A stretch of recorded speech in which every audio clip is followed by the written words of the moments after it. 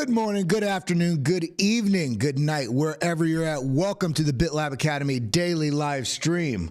I just have to send out one more message here just to let everybody know we are live and we are doing this.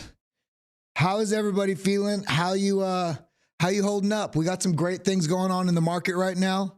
Now let's talk about it. Let's talk about where we think this market's going. Let's talk about what we think's possible, because this is what Bitcoin was made for. There we go. Sorry about that. Alrighty, so shout out to everybody in chat. Shout out for everybody showing up on time. And really, I want to say shout out to the entire Hit Network staff, especially my boy Steven, who does all the thumbnails and the graphics for the branding here. I just want to say shout out really to the entire support team that we have over here at Hit Network that, really helps us keep top-notch productions here, not only with BitBoy Crypto, Frankie Candles, Hit Network 24/7 streaming, BitLab Academy. There's a long list that just goes on and on with a lot of great stuff that we're doing here. And the whole purpose, the whole mission is to bring content and a variety of different kinds of content from different voices with different perspectives to help you navigate this market. So with that being said, my name's Kelly Kellum. Welcome to the show. It is 10/12 on March 16th, 2023. We are living in the future. And again, welcome to the BitLab Academy Daily Show. Please, if you have not yet, hit that like button, hit that subscribe button, ding that bell, join our community, be a part of our community. We still have a pretty low percentage of you that watch every day that haven't dinged that bell yet. Ding that bell so we know that you can get these notifications the moment we go live. And if you have not yet, come over here to the BitLab Academy Twitter page and come and retweet this. It does a great service to the YouTube algorithm when you retweet, when you do the like, subscribe, and ding the bell. But it also helps people know about this channel, sharing it with your friends. If you come over here and share these daily promos, letting people know that we are breaking down the markets and not just saying all this jargon that people don't understand, but we're also breaking down the concepts, the strategies, and showing you some of the technical analysis on a lot of the different coins going on in the market, as well as how we can balance all this. It sounds like nonsense and sounds like just something from another world when we hear all this monetary policy jargon. But we break all that down here for you at BitLab Academy. And in fact, we've got a huge, wonderful update coming to bitlabacademy.com. So if you have not yet, come over to bitlabacademy.com. Sign up for this newsletter. You're going to be entered to win a free month of access to the courses and the indicators. And this is why I'm in Atlanta so much. I actually live in New York, but I've been here so much in the last 6 months because we have completely redone basically the entire academy from the ground up. We have a new website coming. We've already filmed about 100 new lessons, about 8 or 9 new full courses, and all this stuff is going to be starting to be released here in the coming week or so, about a week and a half. So get in, because the prices will be going up for the BitLab Academy membership. But however, if you're already a member before those prices go up, you get grandfathered in. You get to keep those lower prices. So come and check this out. You're also going to see a lot of the indicators that we use. We have basically our own in-house indicators that really tie together the best knowledge and best technical data that you can. It's a BitLab trading stack. Just come over here to bitlabacademy.com and go to /indicators, and you will find all the information about that. But with that being said, hold on. Come over here, Morel. Come over here on camera. I'm going to shout out Moreau real quick. You see this beautiful white tee right here, bringing out my shoulders. This is I haven't even seen this yet. This is Mr. Morel. Get in here, baby. We got new merch. We got these nice long sleeve sweaters with the BitLab Academy logo on the side. Got the beaker right here on the chest. We got a lot of stuff coming. We've been really working hard at work, getting a lot of things put together with not just the Academy, but also here on the BitLab YouTube. But with that being said, we want to get into the data. We want to talk about what is going on. So before we dive into all that, I want to shout out everybody here in chat. We've got a wonderful community that we built here. And if you're watching and you haven't subscribed yet, what are you doing? Join our community, because we've got a wonderful, empowering, encouraging, knowledgeable community, and we share our wins and we share our losses and we share what we've learned so that we can help other people sidestep those problems and basically shortcut to success. That's what it's all about here, bridging that gap from beginner to pro. So shout out to Mr. Matt C, Alexandra G, a mellow fellow. We got learning. Love that. You are not late. We were actually a little bit late. My apologies for that. We're aiming for 10 a.m. every day now, 10 a.m. Eastern Standard Time. For those of you that are on the other half of the world, we have a ridiculous thing here called daylight savings time. So if you feel like the time has changed dramatically, that's part of the reason why. But we did add an additional 30 minutes to the show because there's so much we want to cover, and I want to be able to have more engagement with you here in chat. So if you see me looking down over here, it's because I'm trying to see what's going on with you guys. What you're thinking, what you're feeling. So shout out to Crimson Caravan Company. We got, so many people in the Vlad Descalu, Total Clinic Solutions. He's got all the solutions, baby. We got so many people. Alex Green, my boy, but basically our main mod. He's also on the team with us. Mike Vollmer, Justin Eubanks, Blazing 2Js. I love saying that one. Christo JMP. He was the first one in the chat. So with that being said, we're going to be breaking down a lot of stuff going on in the charts right now. Could there be $2 trillion? Could that money printer start going back burr? Is there going to be an ejection in liquidity coming back in the market? Banks are failing. And if you remember, if you think back, maybe you don't know yet. Maybe you can't remember because you were not even aware of it. But if you think back to 2007, 2008, when the economy just absolutely tanked, well, that happened because of a lot of poor risk-taking and just mismanagement from these centralized institutions that we've all known and loved called the banks. Taking bad assets, repackaging them, polishing up a turd and saying, this is a good investment. That's what the housing crisis was, essentially. And the basically economy collapsed from it. And since then, basically the white paper was written by Satoshi Nakamoto, whether it was a person or a group of people. And then in January of 2009, that's when Bitcoin was born. And it was born out of that centralized failure of taking your money and making money off the back of all the capital that you've worked so hard to earn. Bitcoin is the alternate avenue that allows individuals to have financial sovereignty. It is an alternative to the centralized entities that are making money off your backs. And now we're seeing it right now with banks failing again. And the beautiful thing is right now, the proof is in the pudding. We're seeing banks fail. First Republic today was down another 30%. They had to halt trading of First Republic Bank. Credit Suisse is in trouble. Silicon Valley Bank folded. Signature Bank was shut down. These things don't just happen as unique cases. You see how these dominoes fall, similar as when you think of what happened with Celsius in May of last year.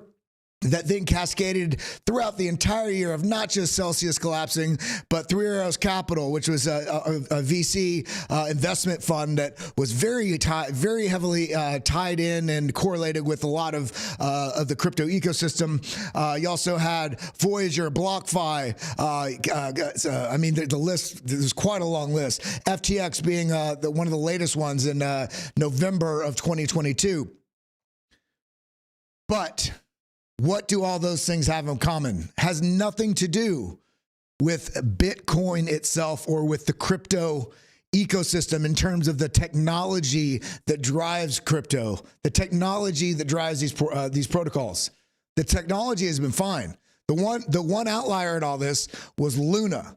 Now that, of course, collapsed, and that also collapsed because of the way it was squeezed from FTX. But when we're talking about these institutional failures, all the ones I just listed, Celsius, BlockFi, Voyager, FTX, these are all centralized institutions. These were reiterations of the banking industry within crypto.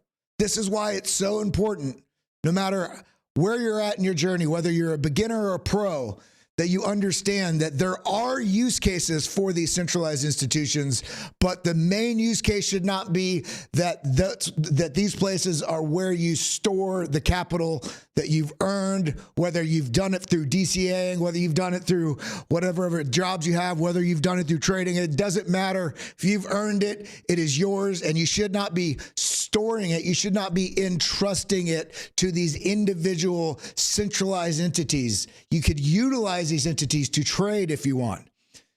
Allocate 5, 10, 15% of whatever's within your risk tolerance, whatever is within your risk exposure, and you can trade. And I would recommend doing it across several different exchanges, so you're not beholden to the decisions and the outcome of one individual institution. But in terms of storage, in terms of taking the keys of your kingdom and being responsible for your future, holding the keys of your destiny in your hands, you need to have it in cold storage. You need to have it in private wallets. You need to have it out of the hands of those centralized institutions. So I'm going to break down, I'm going to step away from my early rant here. If this is your first time here, I just do want to say, welcome to the show. My name is Kelly Kellum.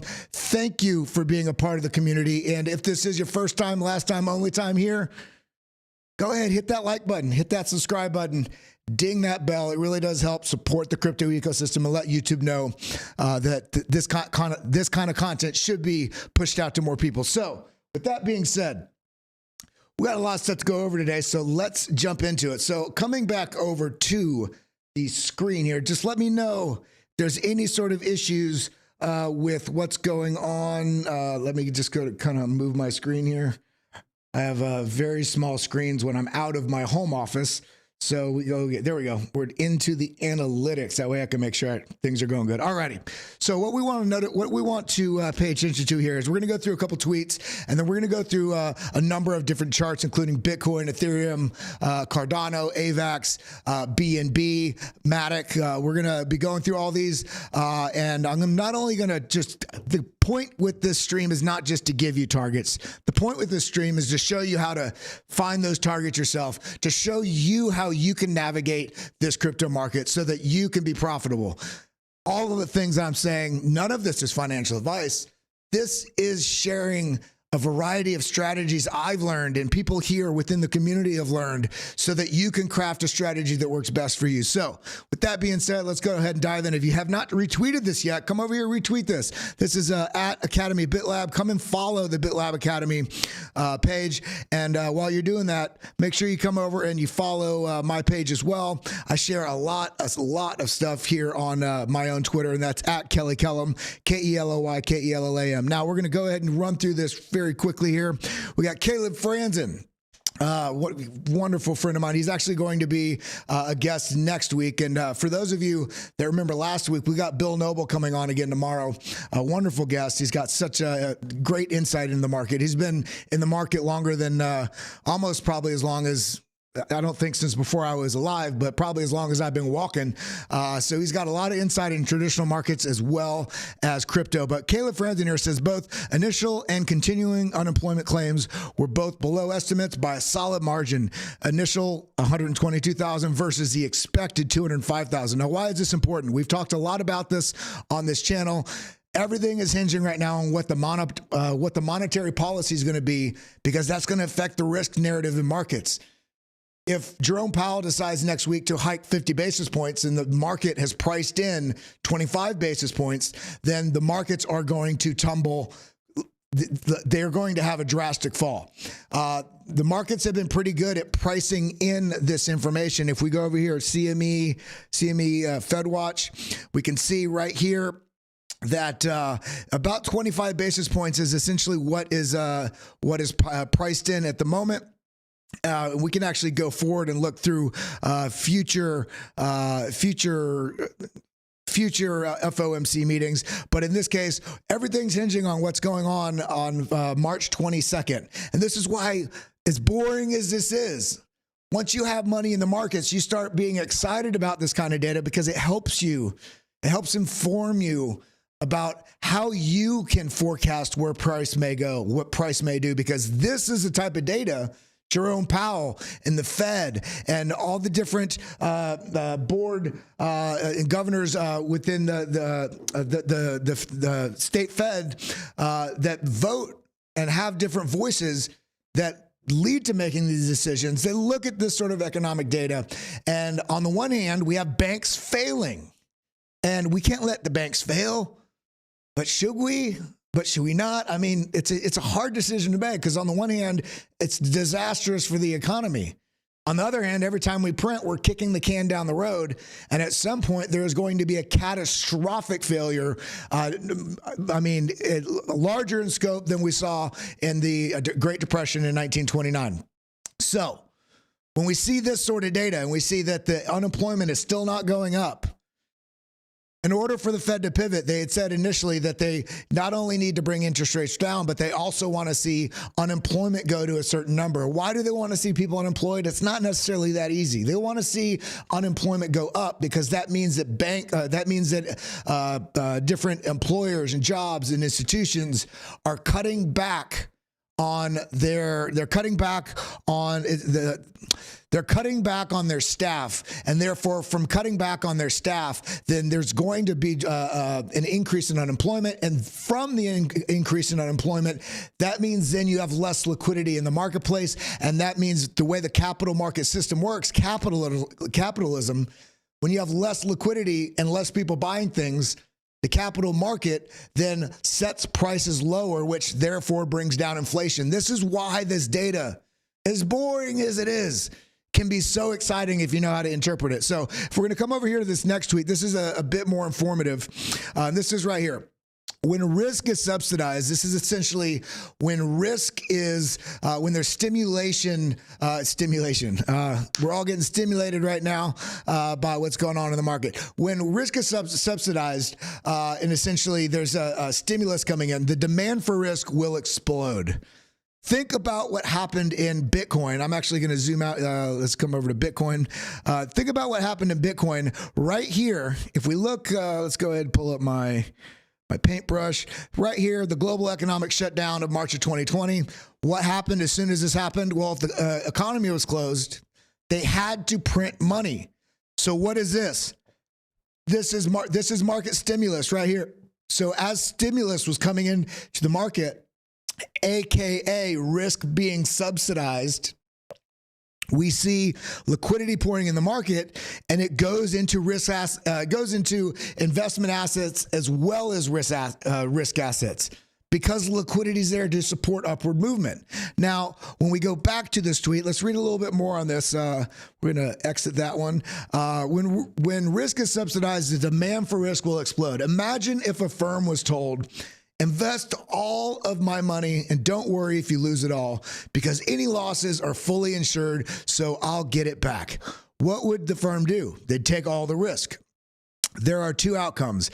If their risk-taking pays off, the investor would tell all of their friends how brilliant the firm is, and more capital will flow into the fund.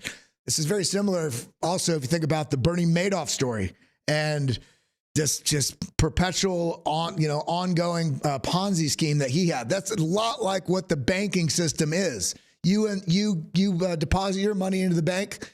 You no longer own that money. The bank technically owns your money, and now they take your money and loan money to other people and earn interest off your money, and they take risk. They're taking risk with the capital that you provided them, and then when they fail, you're essentially SOL. Now, number two is if their risk-taking leads to failure, the investor was fully insured and no one was hurt, no harm, no foul. When risk and the repercussion of taking it is absent, risk can only be encouraged. This is a problem with our banking system right now. Every time we have banking failures, every time we have the economy have pressure on it, there tends to be a bailout. Now, of course, there's a lot more that goes into just, okay, somebody did something bad, we should let it fail.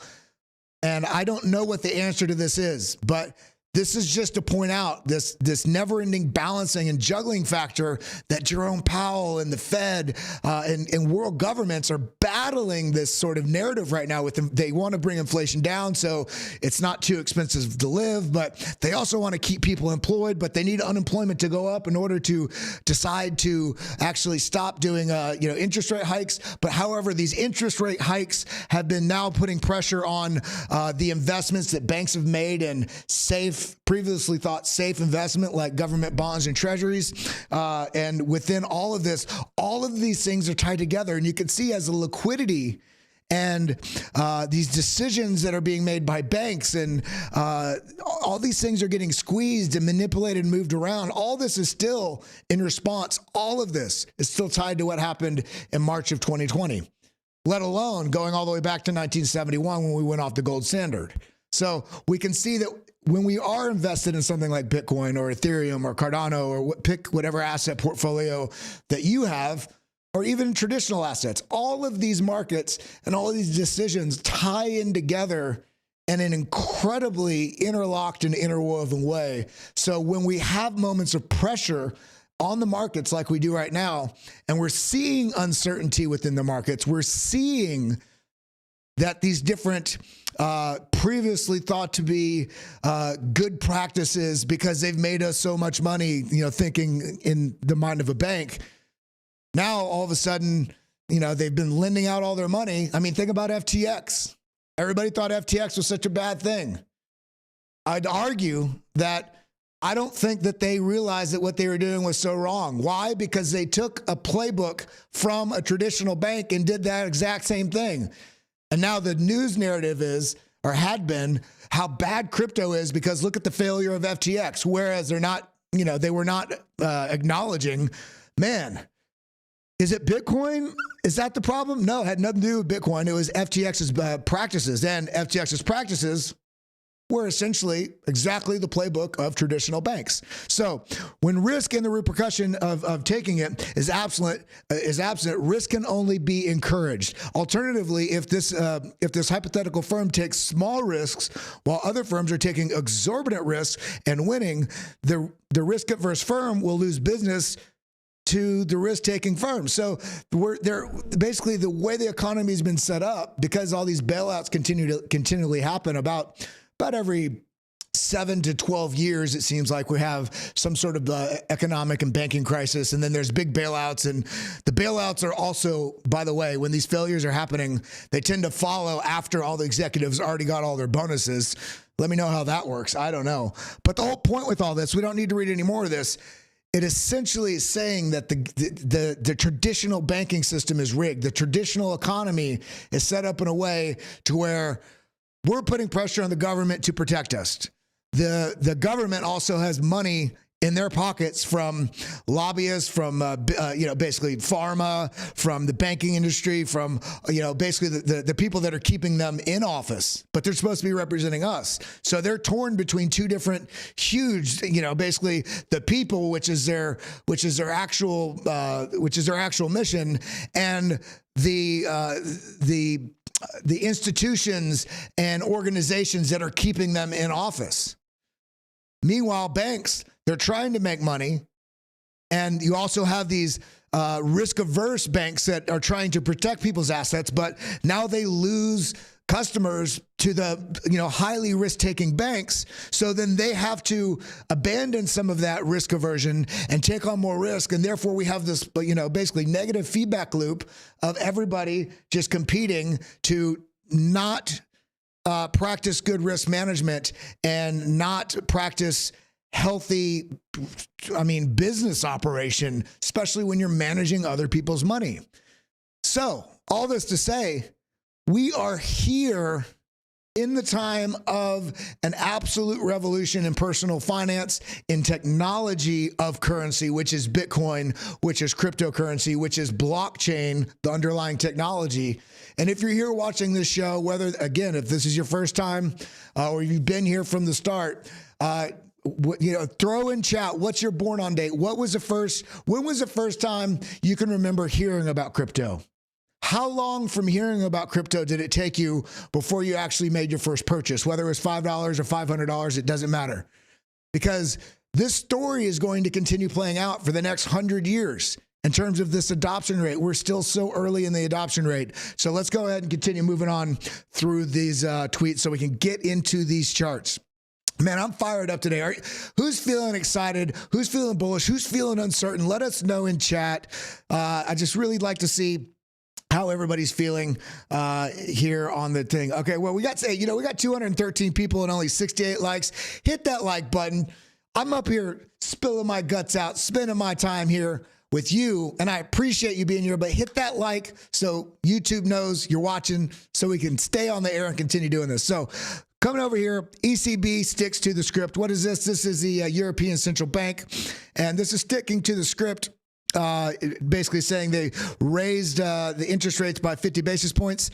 And this is also while they're having the Credit Suisse failure. And I mean, there's a number of other banks that are basically getting squeezed right now as well in Europe. So this is just the reason this is important is because we have to understand and we have to consider what our Fed's going to be doing next week.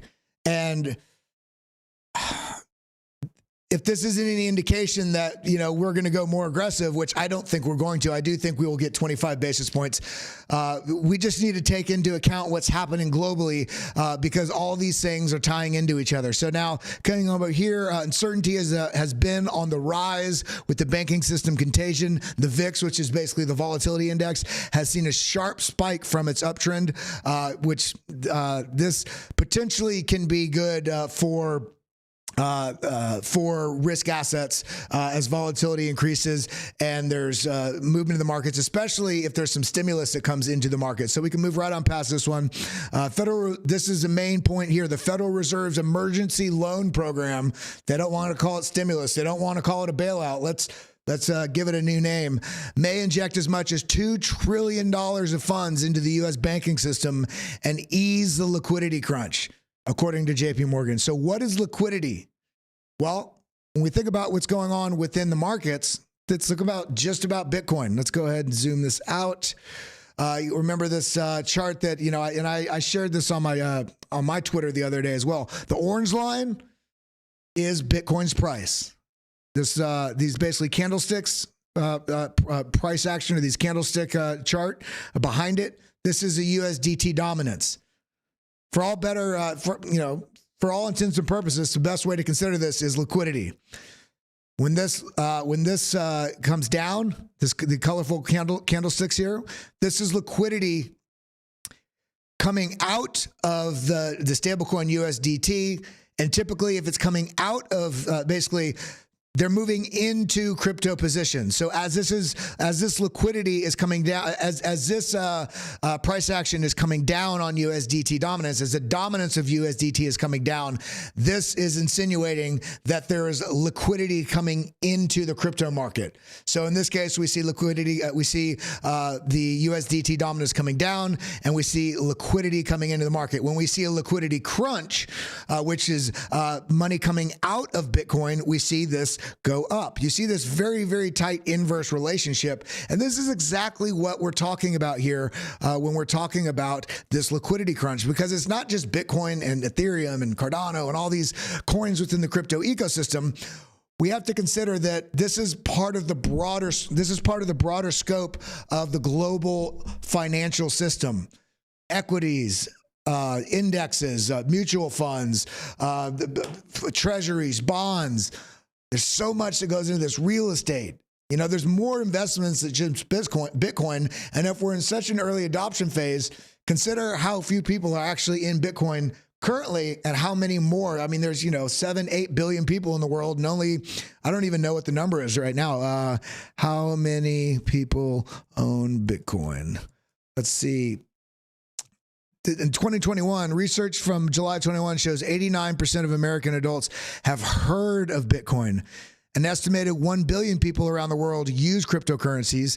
About 46 million Americans, roughly 22% of the adult population, own a share of Bitcoin. And for all those of you that are very new to the space, I want to point out something that to me, I forget, people newer in the space sometimes don't realize. You don't have to own an entire Bitcoin. You don't have to wait until you can afford an entire, but you can buy any fractional amount of Bitcoin up to 100 million, basically divisible by 100 million. And each one of those, the smallest divisible portion is called a Satoshi. So you can buy $5 worth of Bitcoin, $100, $10,000, $10 million, whatever. Now, this is not saying 46 million people Sorry, this is not saying 46 million Americans own a Bitcoin. This is 46 million Americans own a share of a Bitcoin. If we come over to Look Node here, we can actually go over here to On-Chain Macro, go to addresses.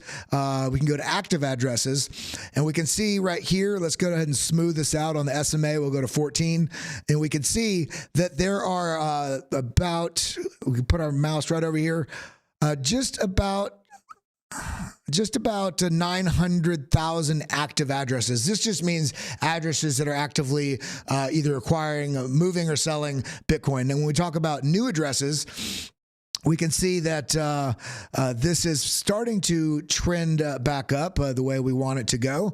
We see new addresses, so this is more adoption.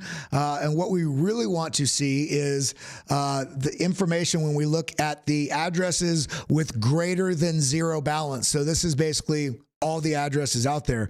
And we can see right here, so this is a 40 million mark. And what I want to remind you, anytime you pull up any chart and you pull up any form of data, whether it's on-chain data or it's technical price action charts, I want you to always take a moment, look at all the available information on here. We can see on the left, this is a measurement of wallets. On the right, this is a price action.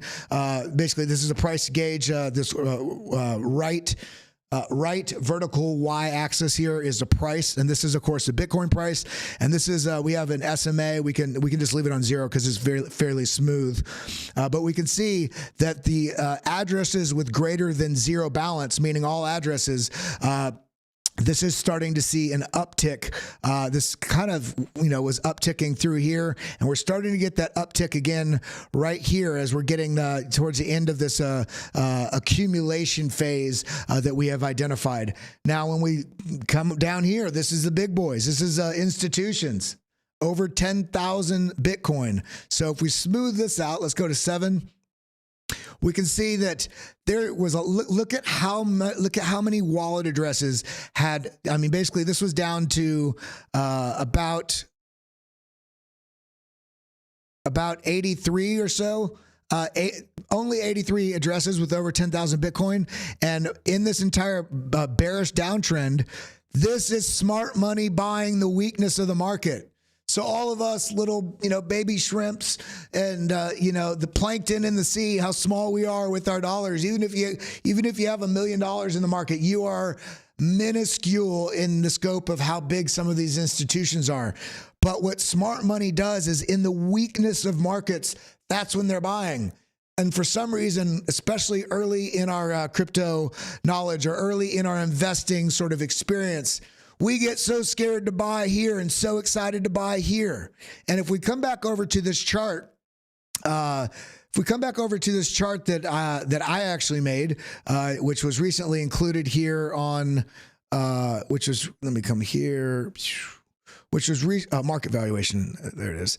Cycle valuation right here. Come down here to the Bitcoin trend fib opportunity zones. If we look at where we're at, and if you want more information, you can read the description down here that I kind of gave a description of this. This basically gives you where you're at in relative terms on a market cycle as to the value of whether it's more of a buy, whether it's more of an accumulation and buy zone, whether you're sort of middle of the pack or in terms of where you're at in the market cycle, or whether or not you are all the way into the hype buyer zone, which is what I was talking about, those inexperienced traders. And we can see this if we just turn off, let's turn off all these middle bands here. Let's turn off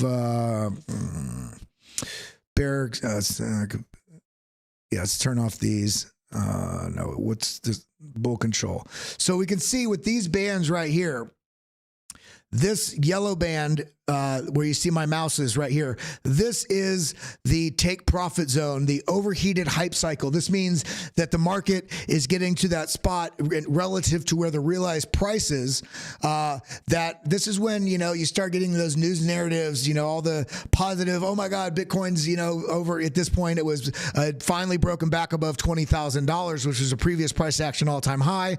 And we get all the way up here to $38,000. And so the only reason the price was able to get up here is because somebody was buying at this level. And for the person that was buying at this level, what they were doing was donating profits to the person that was selling at this level, who much more likely bought somewhere down in these levels down here. So if you get caught buying the hype, then you are allowing yourself to be a sucker to help donate for somebody else to build a deck on the back of their house, or to buy a boat, or to buy their wife, a nice dress, or to send their kids to college. Now, that's very nice of you, but I think all of us would agree that what we want to do is we want to be able to identify. We want to separate our emotions, separate our fear. We want to use the data.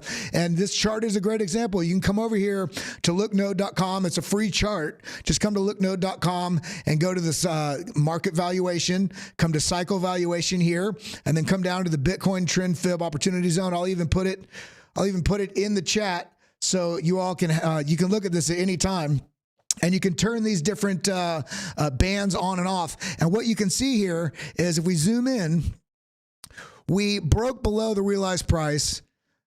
We fell into the accumulation zone, the long-term holder realized price. This is the accumulation zone. We touched that bear exhaustion.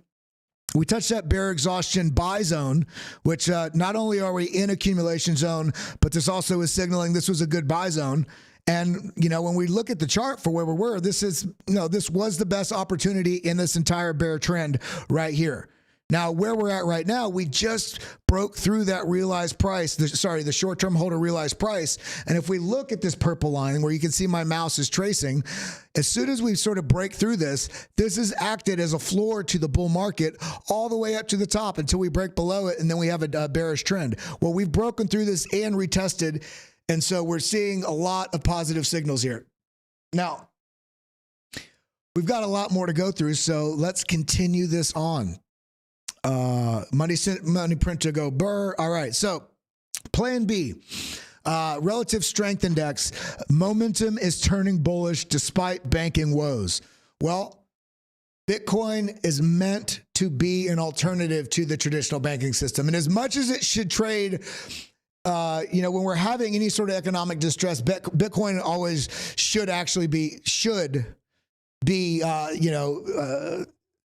having very bullish price action, but we're not quite there yet, because it's still very intertwined with traditional finance. It's still considered a speculative asset. It's still very early in its sort of lifespan. It's only been around for about 13 years. So there's a lot of speculative, there's a lot of speculation within the market still, and there's a lot of institutional traders within the market, and people are getting wise to understanding that 4-year cycle that we've talked about. Why the 4-year cycle? Because in order to process each block, and for the beginners out there, each block is the ledger, the list of all the transactions that happened within that 10 minute or so window. And every Bitcoin computer, every miner out there has to agree and say, yeah, we all agree on that. This is why it's decentralized. And then once they all agree on it, they compete to solve a very difficult, and the difficulty is adjusted based on how congested or open the network is, how busy it is. And these miners compete to process this block, and whoever's able to solve that cryptographic problem first, they get a mining reward. And this mining reward is set for basically every 210,000 blocks, which is essentially just shy of 4 years. So this is where this idea of the 4-year cycle comes from. And this is why we're basing so much on what's happening when we look at Bitcoin. We can come here. Let's go. I have a 4-year cycle. Cycle. Where are you at? 4-year. Let me, Bitcoin. There we go. Bitcoin having past dates. This is why when we look at this chart, zoom out. Let's go to the weekly. This is why we can see this was 190 bars. This is a halving. This was a halving. This was a halving. And what do we see? We see post halving. And what, again, just to remind you, a halving is the mining reward, which, years ago in 2012 was 50 Bitcoin per mining block mined. And all the miners are competing to do that. Every 210,000 blocks, that mining reward gets halved. Currently, we are at 6.125, I believe, 6.25, somewhere in that region, a little over 6 Bitcoin. In March or April of 2024, that halving is going to happen again, and it's going to be 3.125 Bitcoin per mining block. And what that means is, as an investor, as a trader, that means that we can understand the supply dynamics. There's not going to be unnatural inflation like we see with fiat currencies around the world, where when there's a problem, the governments just print the money, at their whim. And every time that happens, this is why you should be concerned. Okay, we're saving banks. It's gonna prevent some trouble and stress that the economy is feeling now. But every time that happens, it devalues every dollar out there. That's why, when we talk to our grandparents or our parents, and they talk about, back when they bought their first car for $1,200 and it was brand new, or when they bought their house for $22,000, and now you look at houses and even how fast inflation has happened in the last couple of years. A house that was $130,000 could be $325,000 now, and it's not any nicer. The value of the dollar is just less. So when we look at the 4-year cycle and we understand all of these dynamics and why Bitcoin is how Bitcoin is engineered the way it is, then we can look to not being so fearful when we see a bear market, because we've seen in previous cycles that we have a push up, pre-halving, a little bit of a pullback, push up. Basically, we have the blow off top.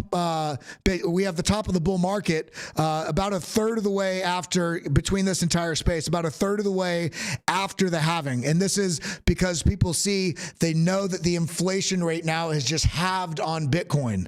Because make no mind, the miner rewards are in effect a type of inflation that Bitcoin does have. There is inflation in Bitcoin. The difference is, it is programmed into Bitcoin.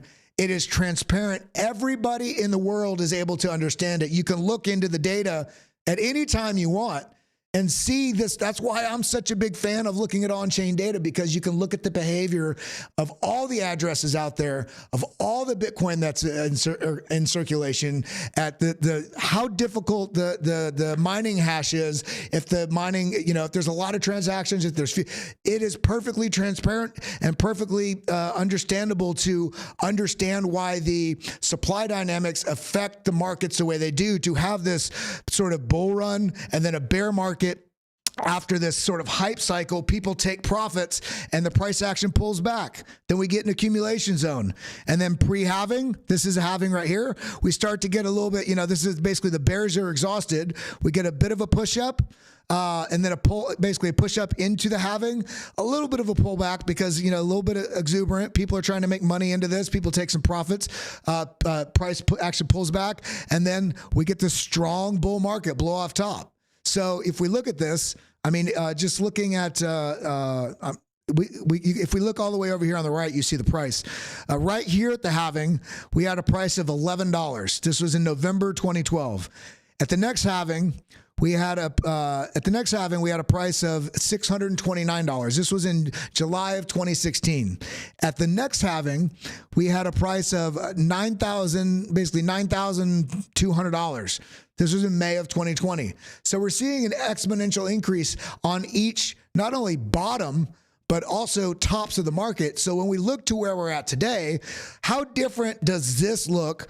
Okay, this is halving to a top to this, halving to a top. Now, mind you, remember, this is logarithmic. This is also why this is looking substantially less. But we're seeing the same thing play out. Then between the two halvings, we have strong bearish trend, a little bit basically full capitulation, accumulation, push up, pre-halving, breakdown into a bull market. So this is where we're at right now. This was all of 2022. If we could see here, And then now we're somewhere in this region here, whether we're down here still or up here, we're still trying to determine. I believe we're in this zone right here in the midst of actually breaking out, which would basically be reminiscent, essentially, and I've shown you all this before. Essentially, if we zoom out here, this would look something like this, coming up, a little pullback, up to here, a crash into the halving, and then on to new all-time highs.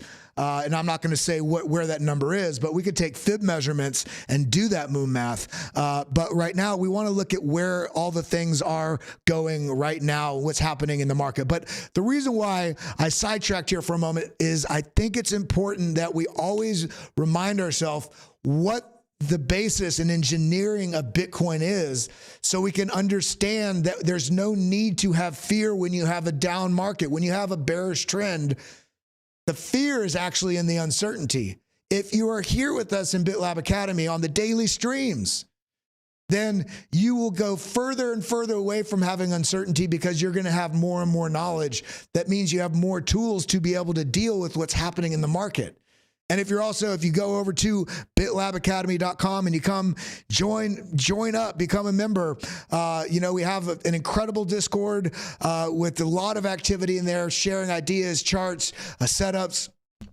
People asking and answering questions, community, but then also the BitLab Academy itself. We're just now about to release a candles course, understanding all the different candles, candle patterns, psychology of trading, trading fundamentals, trading strategies, Bitcoin 101, all of these things. So you can break these things down step by step in, little 5-minute to 15-minute individual, basically lessons, so you can really understand what's going on. But you don't absolutely need to do that. That's for people that want to go deeper. Just be here with us on the daily stream here in BitLab Academy, and I'll be bringing you all kind of data to help tie all this together for you. So let's go ahead and continue moving on.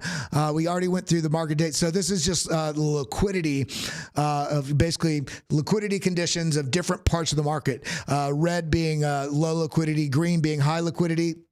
And as we can see, there's, we don't even need to talk about this because it's somewhat it would take me 20 minutes to really describe. But what we're seeing is that there's a lot of, it's basically intermixed with a lot of, corporate bonds actually starting to see low liquidity, turnover ratio, and return to volume ratio. There's a lot of choppiness in the market liquidity conditions. Essentially, is what this is showing. Foreign exchange markets. There's a lot of people trading on forex right now, playing these spreads as there's a lot of volatility within forex, and then equity markets. There's a lot going on in markets right now. That's essentially that's why I had that up.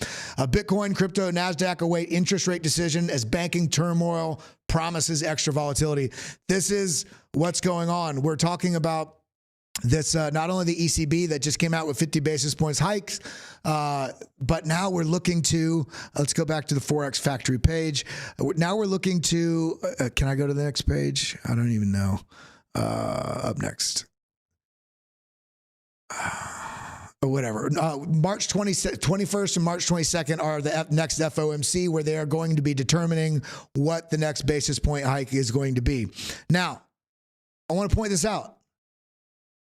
A new record of 67.7% of all Bitcoin that are in circulation currently, which is over 19 million, over 67% of those have not moved from their wallets in over a year. This is maturity in the space. And when we come back to looking at what's going on with, let's see, on-chain macro favorites. Here we go. We want to look at the long-term holder supply and the short-term holder supply. So this is essentially, people, smarter hands, stronger hands, people that make investment decisions versus trading emotionally. Short-term holders, emotional traders, or actual just active day traders, but they're trading the volatility. So it's the same effect. And we're seeing, in the bottom of bear markets, we see the supply coming up to a peak until it starts rolling over. This rolling over nature is them taking profits into the bull market. And what we're seeing right here, this is similar to, basically bear market price action, an increase in supply of long-term holders. until it rolls over. Well, bear market price action, increase of supply of long-term holders, meaning there's coins that have been bought, and as those mature, this metric goes up. So this means that there's more people holding longer, and they're holding through this turmoil, and we're starting to see this sort of flat, sort of choppy nature before it rolls over, basically setting up a similar outlook, a basically similar fractal as we see here also before a large bull run. Now, we've got some good Bitcoin charts I just wanted to show here. This is from Plan C. If you're not following, definitely give him a follow. And I just want to shout out to the chat real quick. Thank you, everybody that is here, part of the community, doing it daily, putting in the work, being a part of the community, sharing your thoughts, sharing your fears, sharing your hopes, sharing your ideas about where the market might go. We're doing this together, and we're growing. We're at the start. We're at the forefront of one of the biggest technological innovations of, multiple lifetimes. This is like what the railroad car, basically what trains and railroads did to basically explode the industrial revolution. This is what blockchain is. Blockchain is our technological railroad, and what it's going to bring to the world is incredible. We're all here. We're doing this together. So smash that like, hit that subscribe button, ding that bell. We're doing this together. Shout out to everybody in the chat. I really appreciate you all. So now we are, we're just dropping all this alpha today. So looking here at this chart, this is another similar, this is another on-chain metric from one of my friends here, Plan C, wonderful analyst. You can find him at The Real Plan C. I always do these call outs, by the way, with what their handles are, because there's so many fake profiles out there for people that have big accounts. And so I just want to make sure you're following the correct ones so people don't get lost in any of the scams that are out there. And this is the correct one, at The Real Plan C. He's also a regular guest on my podcast, Crypto Answered. But we can see bull market, bear market, accumulation zone. Bull market, distribution, right? These tops are distribution. Bear market, accumulation zone.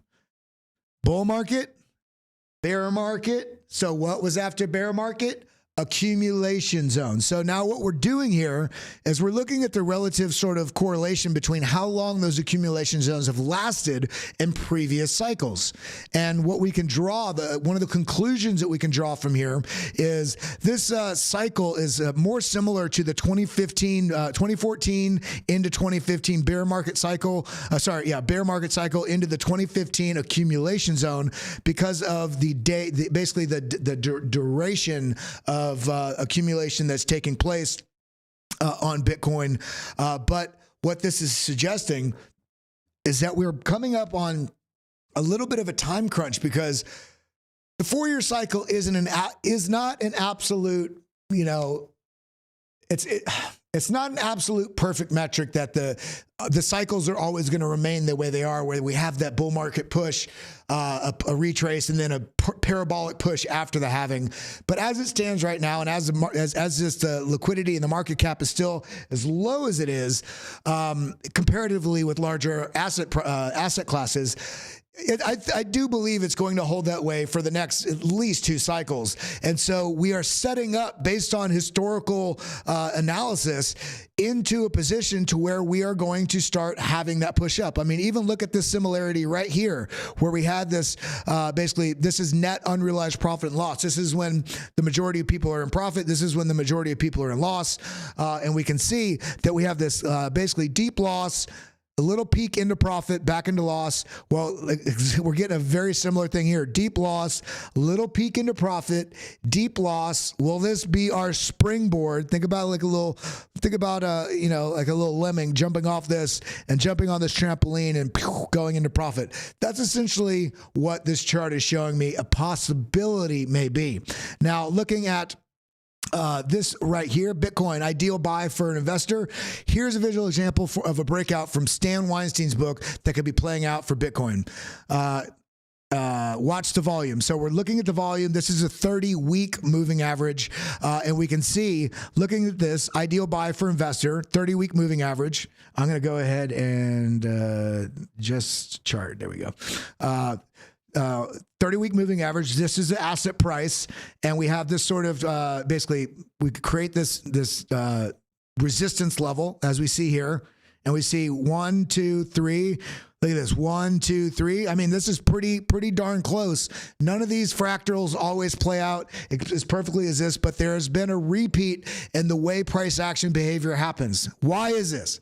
Why is there a repeat across not just Bitcoin and other asset classes that certain patterns play out? And we understand what a head and shoulders is, or a descending wedge, or cup and handle. Why do these things play out so regularly? It's not just that price action does it.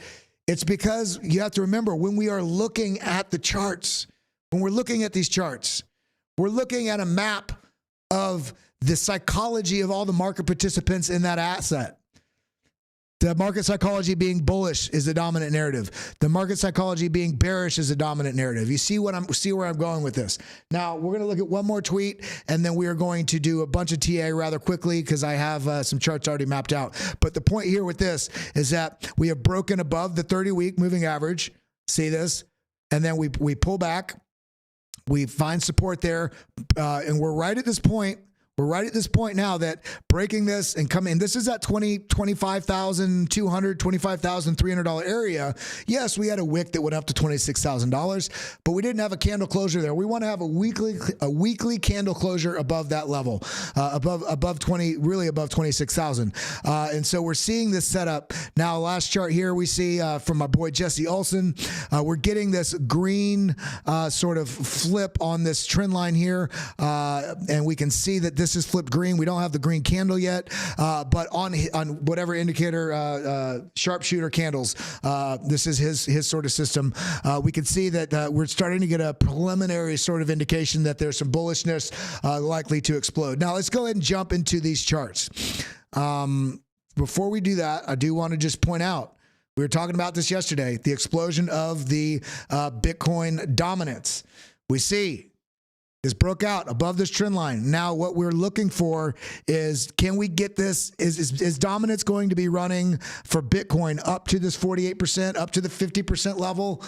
Only time will tell, but very, very likely that it could, because when risk is coming back into the markets, it tends to trickle down from the biggest market caps like Bitcoin and Ethereum, Cardano and BNB, and the lower we get, the cycle sort of goes to where money pours into Bitcoin, people take profits, and then they start redistributing that and reallocating those profits into the smaller altcoin markets. So we just want to keep an eye on this. And now what we're going to do is we can also see, look at this, total market cap. This is altcoin market cap minus Bitcoin. We got a rejection there. So this is supporting that narrative as well. Now let's go through a bunch of charts. So one of the things I want to point out here is that we do have an inverse head and shoulders here. We have our left shoulder, head, right shoulder. Now the neckline is a little bit ugly. We can do it a couple of different ways. We can kind of do it like this. We can also look at this broader, I wouldn't use this as a neckline because this shoulder doesn't come all the way back up to that. But what we would do here is we take option T. This gives us a trend line. We come up here and we can see sort of what the target would be out of this. Now this would put us right into the zone. If we look here, this is right into this zone right here. Do I think we're going to break out and rock it all the way up there? I don't think that's really what's going to happen specifically, because we've got a lot. We've basically got a lot of. We've got a lot of resistance that's going to come in around these levels right here. Now, if I come here, let me bring up the VPVR. We could see this huge volume profile we have on the right of how much basically we're kind of going to just rocket through this price gap that we have right here, volume gap, I should say. And once we break through this $26,000 level, and I don't mean just break through it, I mean actually close above it, we are looking at, let's go down to the daily. We are looking at, we got a lot of bearish divs on the market intelligence. A little bit of a cautionary warning sign there. We want to break above this level. You see, we have the wick that did it. But the next stop for me really is, see the bottom of all these previous candle bottoms right here, and where I have this red zone mapped out, and we have this volume node right here. I'm looking at this target right in the 30K region. probably a wick into that 30K region, small pullback, and essentially chop, essentially push up into this region and some chop in this region, a little bit of a retest back, and then a continuation to the upside. That's what I'm seeing for Bitcoin. As it stands right now, though, looking at the daily, we are having, see like right here, we had 5 bearish divergences. We got the pullback. Well, now we have 6 bearish divergences. This is using the BitLab Market Intelligence, which you can find over here at bitlabacademy.com/indicators. I believe you can still use relaunch 15 for 15% off. If that doesn't work, you can use BitSquad 15 for 15% off. And this is all these indicators that we're using that look at all the different momentum and strength and all the indicators you need to really understand what's going on in the market. And we got some updates coming to these indicators too, so keep an eye out for that. But we're seeing a lot of bearish divergences right here, right at this level. But one of the things I want to point out as we're doing TA today on these various assets, if we get that $2 trillion announcement that it actually does happen, or that there's some sort of rejection of that, and there's an announcement that there's no stimulus, those two things are going to take precedent over seeing some divergences in the chart. This is why we want to have this broad market context early in the show. So we're looking at all things that are going on within the market, so that we can navigate not just using a couple signals on the indicator, using the signals on the indicator in conjunction with news that comes out will give you a much better result. In this case, just as a technical trader, I would look at this and say, okay, well, let's see. We have price action coming right back up. We've had a lot of taps at this sort of door, this region right here in this 24.6 to 25.4, this sort of region that we're in right here. We have 6 bearish divergences at this level. Now, has this played out? What do I mean by that? Well, we had this large wick, but this has also got eaten back up very quickly. We stabilized here, got a neutral candle. It's kind of a pretty, I don't want to quite call it a spinning top because it still has kind of a bit of a body, but fairly neutral candle, and price is trying to push back up again. But what I'm seeing here, if we look down here, we have this red flag, or the red wave on the significant movement. Let's go just to chart. The significant movement, all of these are part of the BitLab trading stack. This is showing the momentum indicators like the stochastics, like the RSI, like other moment. There's quite a few different momentum indicators that we have included in this. And when we're seeing red, we're seeing a consensus between many different momentum indicators showing that they're in the overbought area, that sort of worry zone for continuation to the upside. We see the same thing. This was blue right here. As soon as it flashed red, this was red all the way into this continued upside until it finally broke down. So we're getting that red symbol, but we're also at a resistance zone. So we need to be able to be quick on our feet in both directions on this. We need to have a plan for both directions. If this were to break back down, we do see this broadening wedge right here. If this were to break that down, I would be looking more locally currently. Do a fib from this. I'll do it all the way to the top. Our fib all the way to the bottom, our golden pocket on this is right at the same price level of this price interaction, which is also a volume node, which is essentially the 22.4, 22.5 level.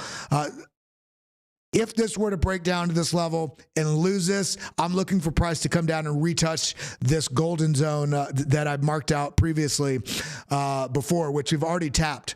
But if we do that again, this is starting to show weakness and a likelihood that we could break down.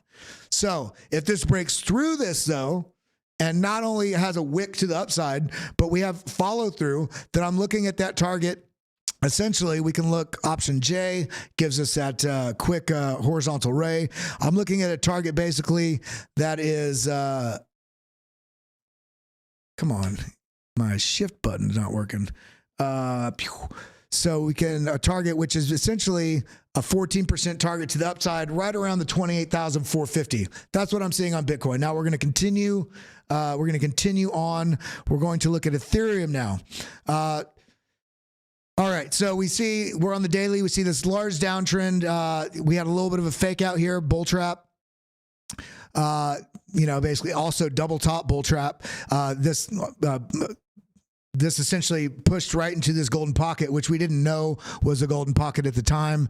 Actually, we probably would have, because we would have done it from that level right here. So this pushed into the golden pocket. What do I always say? Golden pockets are excellent for finding reversal points if there's weakness. And so as this pushed up, a relief rally, bear trap, rejection at this golden pocket, which is these two close lines, pushed down. We broke out. Now we've retested the zone, and this is we're trying to make this attempt. And look at this. It's right here at the golden pocket. We can see that we have this double top. You can come in. We have this double top right here, pushing right into this golden zone.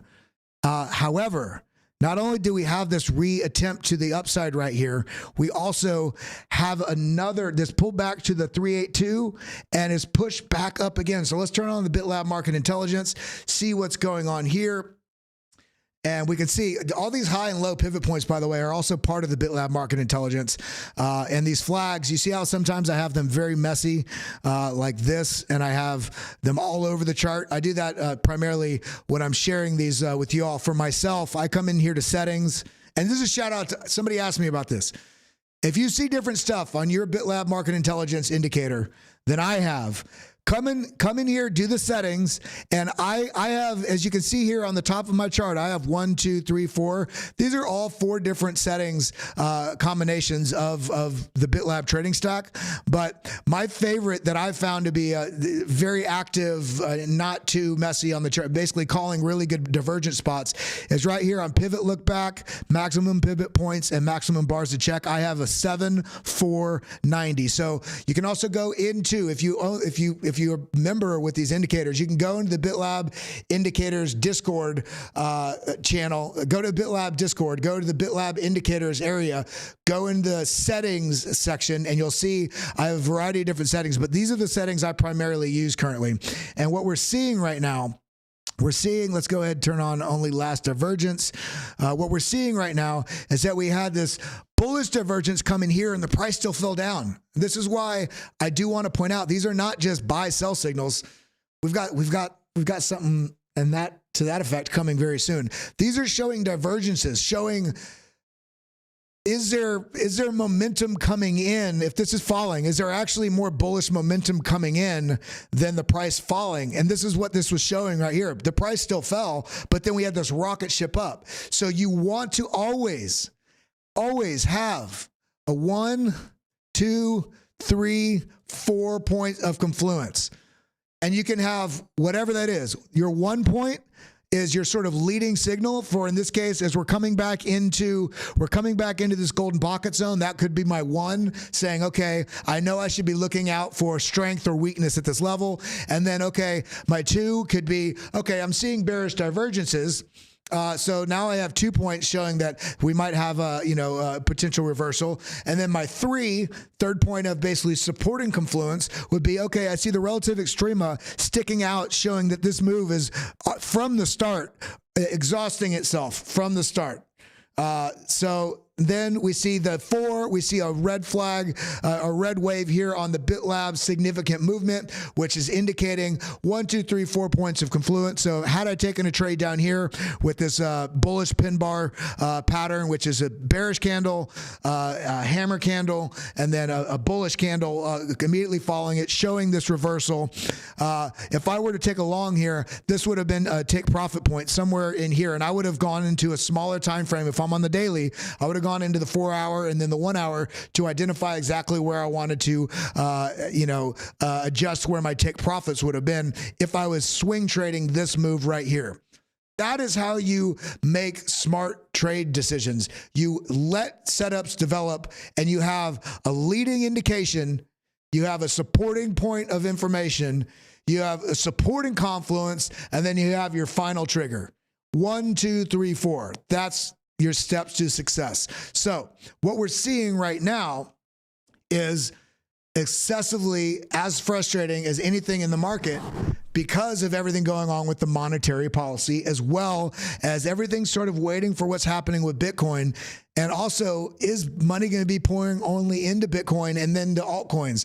Well, Bitcoin and Ethereum tend to sort of run together currently. They're not as laggard as, for instance, Bitcoin and then a coin that's number 300 on the coin market cap rankings. So what we're seeing right here is we're seeing a little bit of a pause. We're also seeing a broadening channel. We could see this right here, option T. We see this like right here. So if this were to, we did get a little bit of a rejection here, and I wouldn't just bank on this getting rejected and coming all the way back down to here. I would have patience. I would have patience in my trade setups right now, because the volatility that may and will come in the next few days will have a huge impact on what goes on with price action despite the technical trade indicators. So if you are an active trader and you have a trade system and you have a strategy, I salute you. Stick to your strategy. Do what works for you. I can only be a point of reference for anybody. I'm not giving financial advice for anybody. I'm sharing ideas and strategies and considerations and tools. So if you have an active strategy and you know what you're doing and you took profit or you took a short here and you know what your target is to the downside, in this case, we could do option F, do a fib all the way up here to the top. A good spot for this to pull back to. It already pulled back to this 382 at 1639, but I'm looking for a pullback actually, which would be healthy down here to this region, basically 1540.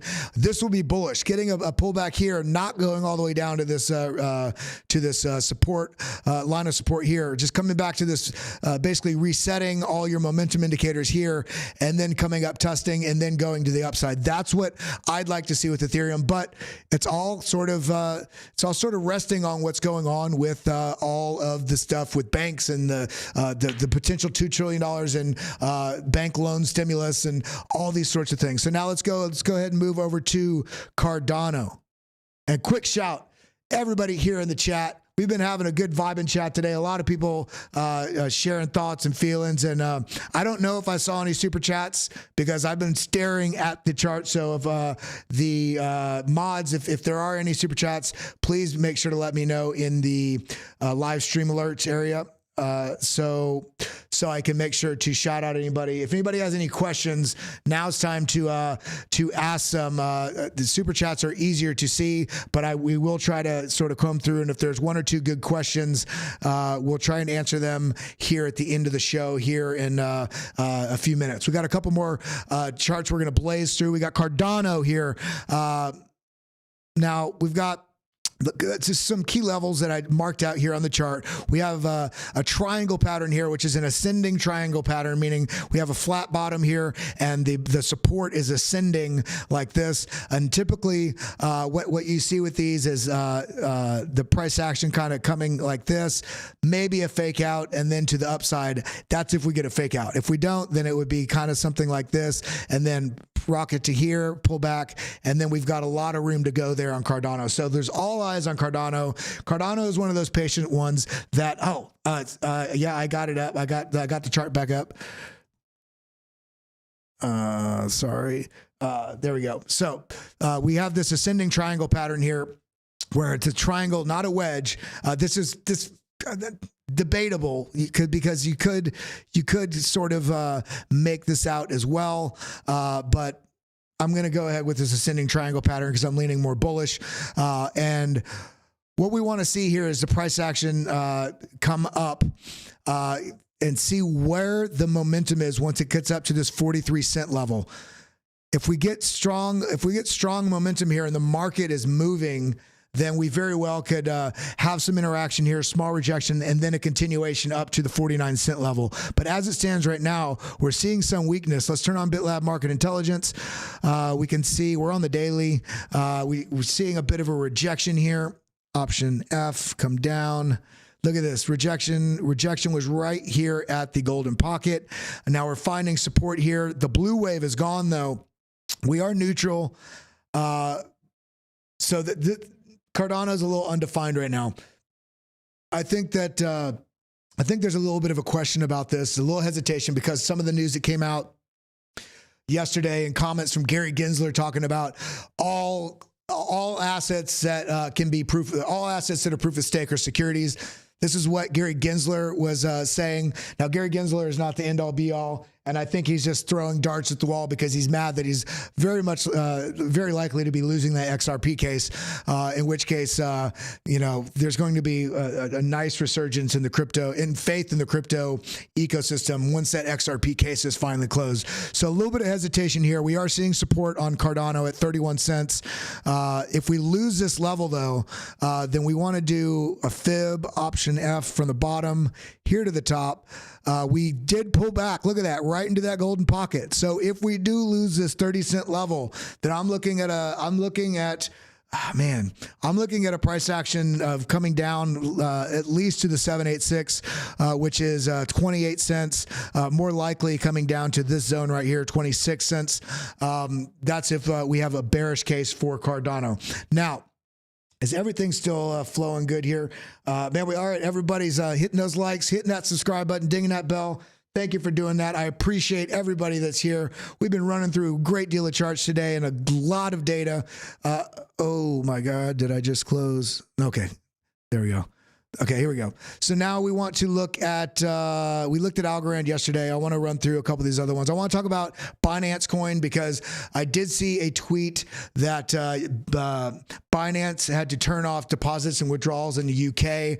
And I wasn't able to look into how basically I wasn't able to look in a deeper look on that, so I don't want to just spread rumors. I did see the headline, but it did make me want to look at it, and it is one of the top market cap coins. So we're going to look at a quick look here at Binance Coin on the daily. We have an ascending wedge here.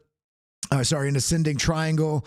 It's almost an ascending channel too. We can see this right here. So this is almost a bullish pattern, almost a bearish pattern. It's just as uncertain and neutral as everything else we're seeing in the market. If this, if Binance Coin does BNB does break through this level, then I'm looking at the next stop at this $400. We're currently at about 325, 328. If we break through this level, which is this previous high, which is right at 340, then I'm looking at the next stop being 400 with a little bit of touching there. That's a 786. And then the next move would be up to 459. And then the interesting thing about that is the next move from that would be about a 40% increase, likely up to the 1.618, which is up at 633. So good eyes on Binance Coin right now. We are looking overheated.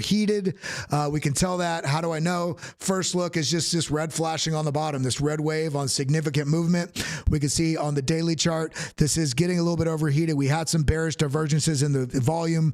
We could see here on the relative extrema, it was sticking out, but it's come back in. So this is sort of reset. So let's go down to the 4 hour on Binance Coin. A lot of choppiness. So let's go to auto. A lot of choppiness. We had a pullback, but a bullish divergence.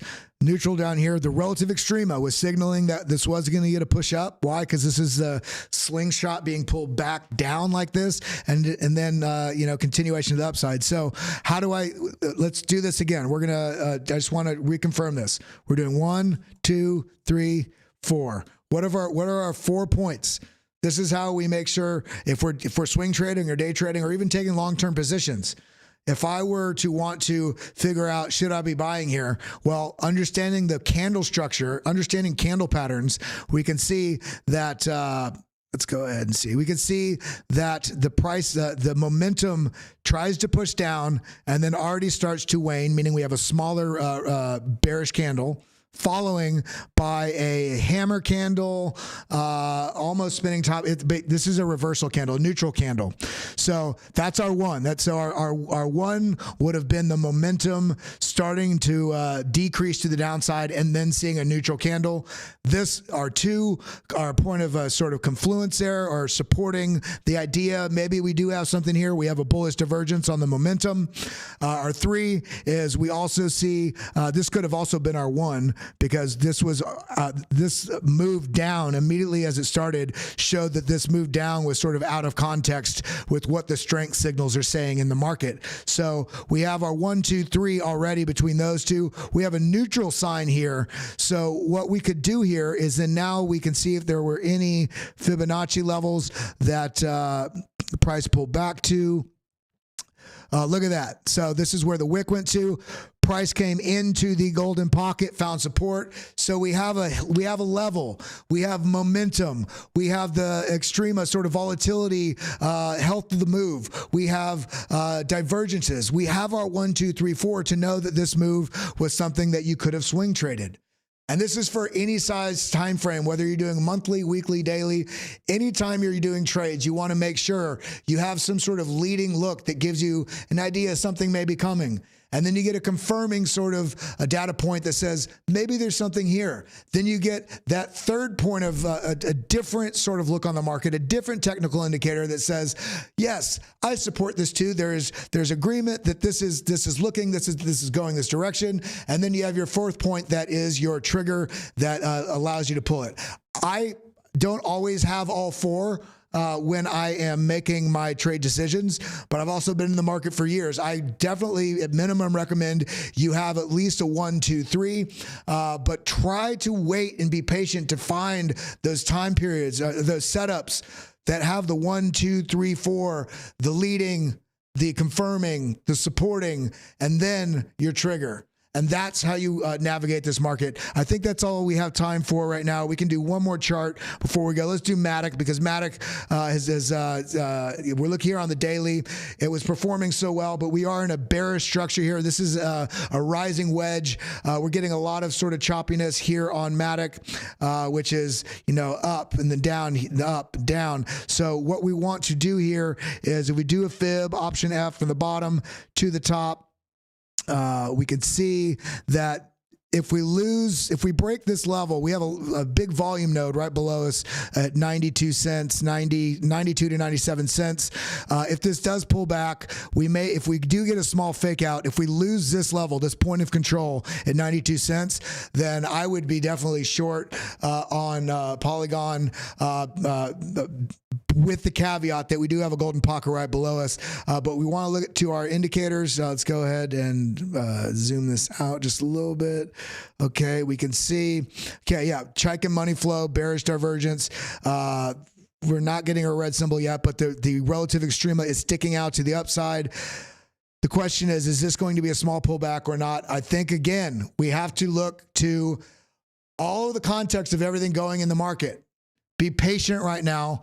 Wait for trade setups. Wait for your 1, 2, 3, 4 setup. Your leading indicator that lets you know something's going on. Your supporting indicator that says, yeah, I should be looking for more signals. 3, a point of confluence that really ties those 3 points together. And then 4, find your trigger. And with that, that's all I got for you today. I really appreciate you all being here. Again, my name's Kelly Kellum. Thank you for being part of the BitLab Academy community. I appreciate you all. I hope you all have a wonderful day.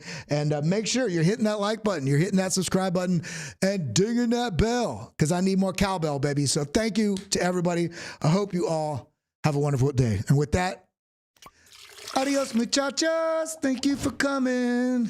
Thank you for being here again. Adios, muchachos. Thank you for coming. Thank you for being here again and again. That like button, sucker.